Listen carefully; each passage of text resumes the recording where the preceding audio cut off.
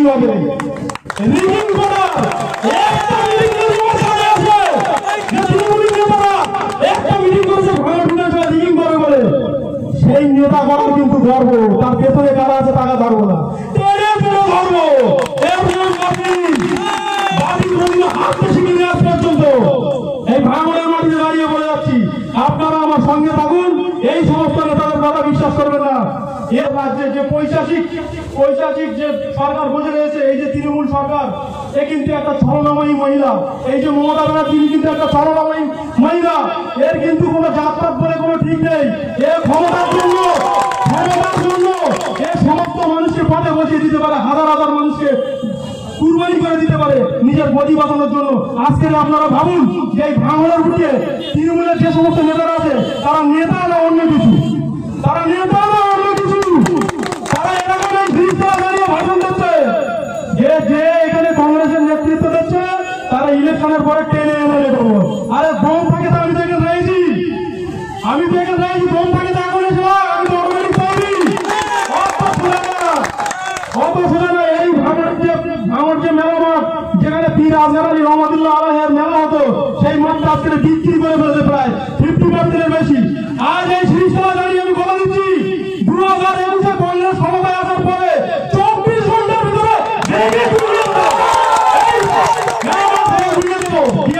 আজ থেকে 20 বছর আগে যে পজিশন ছিল, এই পজিশন সেই হবে। আজ থেকে 20 বছর আগে এই কানালিয়া নাইন বাস স্ট্যান্ডে সিটিসি বাস স্ট্যান্ড ছিল। প্রত্যেকটা যে সমস্ত দোকান ভাইরা আছে, তাদের কিন্তু বেচা কেনা অনেক ভালো ছিল। আজকে ভাঙড় বাজারের মতো একটা জায়গা, যেখানে মানুষ গরু গোয়ালের মতো বাজার করতে আসে বৃহস্পতিবার রবিবার।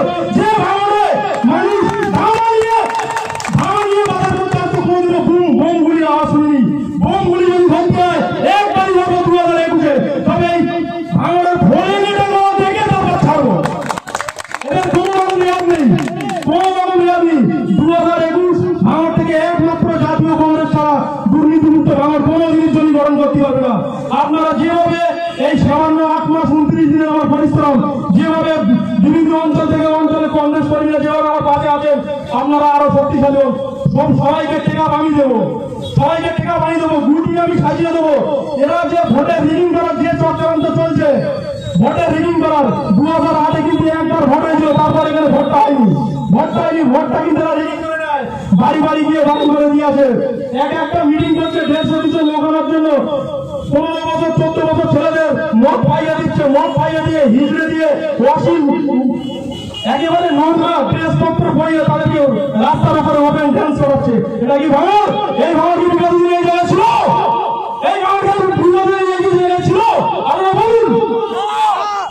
তাহলে এই ভাঙড়কে পরিবর্তন করতে এই সমস্ত নোংরা যে সমস্ত নেতারা আছে, তাদের পিছন থেকে ওরা পিছন করে টাকাটা কিন্তু টোটাল লোকটা কিন্তু ওদের পিছনে নেই, যাদেরকে কিন্তু ওরা মিটিং এ নিয়ে যাচ্ছে 2000-1500 টাকা করে রোজের দাম দিয়ে।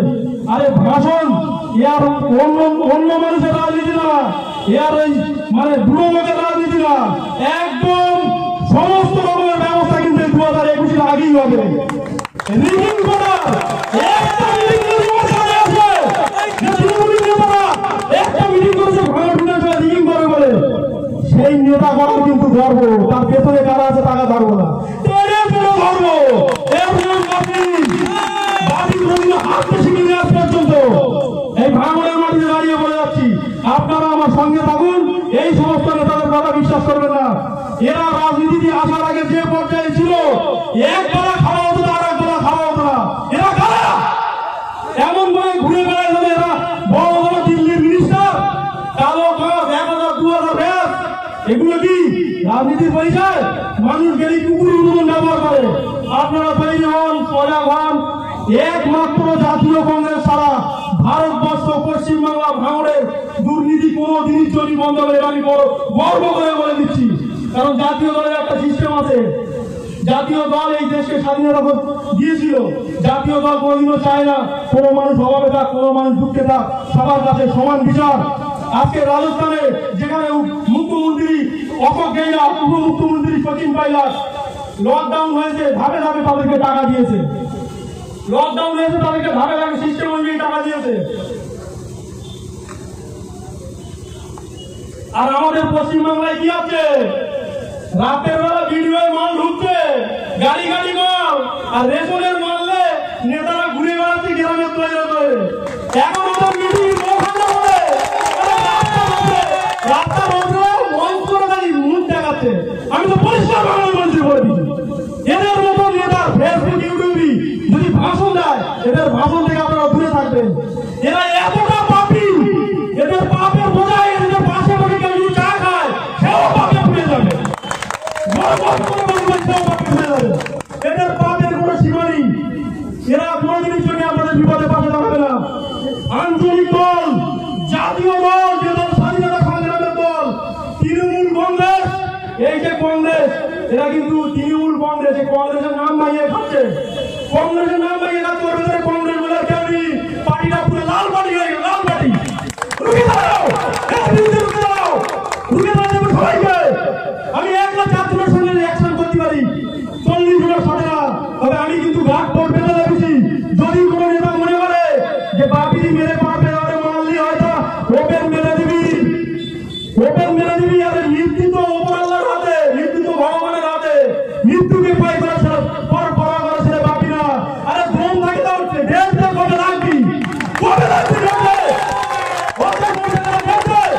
ভাঙনের বুঝি 42 বছর পর কংগ্রেস খাড়া করেছি। তার জন্য খাড়া হয়েছে। আর ছিলাম তো প্রথম তো শুরু করেছিলাম আজ থেকে 8 মাস আগে, যেদিন প্রয়োজনে সৌমেন মিত্র মহাশয় আছে 200-250 লোক ছিল। আর আজকের এই কাঠালে থেকে হাজার হাজার মানুষ জনসভা করেছি। আমি জানি আমার প্রত্যেকটা কথাই ভাঙনের প্রত্যেকটা দোকানদার পর্যন্ত শুনছে, কারণ তারা ওই শাসকদলের ওই চক্রান্তকারী নেতাদের থেকে একটু দূরে থাকতে চাইছে, যে কিছুদিন তো আছে। তবে আমি এই কথা এই মিটিংয়ে দাঁড়িয়ে বলে যাচ্ছি, তৃণমূল সরকারটা থাকবে 3 মাস। আর তোরা কোথায় থাকিস আমিও সেটা দেখবো এই ভারত থেকে, তোরা কোথায় থাকিস এই ভারত থেকে আমি দেখবো। আরে ভোট তো দেবে মানুষ, আরে তোরা তো মানুষের ভোটটা দিতে দিসনি, তোদের ভোটটা তো আমি ভোটের আগে দেবো। কথাটা যেন মাথায় থাকে, ভোটটা তোদের বিধানসভা ভোটের আগেই দেবো, 1 থেকে 1.5 মাস আগে। কিভাবে তোদের ভোটটা দিতে পারি আমি। ভাঙড়ের মানুষ শান্তি করবে, ভাঙড়ের মা বোনেরা শান্তি ফিরবে, ভাঙড়ের উন্নয়ন হবে। ভাঙড়ে আজকের এই 14টা বছর 2006 থেকে 2020 পর্যন্ত একটা রাস্তার কোনো উন্নয়ন হয়নি। এই রাস্তা সেই তৃণমূল আশা থেকে এরকম করেছে। যেই রাস্তার কন্ট্রাক্টটা পাস হয় তখনই যেন সব নেতারা ভাগ বাটোয়ারা মারপিট করে দেবে।